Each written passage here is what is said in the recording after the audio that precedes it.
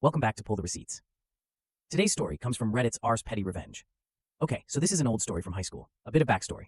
Our yearbook always came out midsummer to include certain near-end-of-the-year events it needed to qualify for state or regional awards. So everyone typically brought their yearbook in at the start of the next school year for signatures.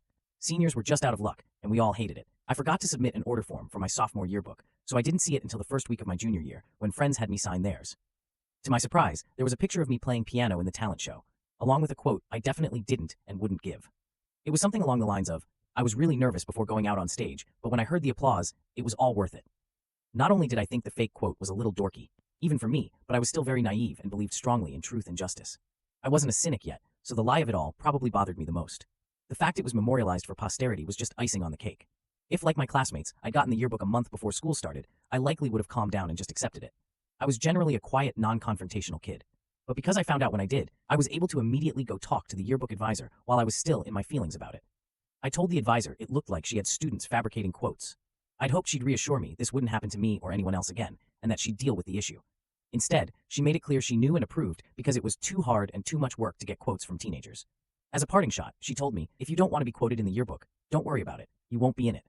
I knew then that there would never be another candid photo of me in my junior or senior yearbooks. And I was right.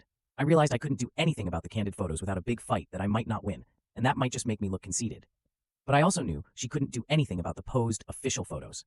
So, my friends and I plotted to get me into every club photo possible.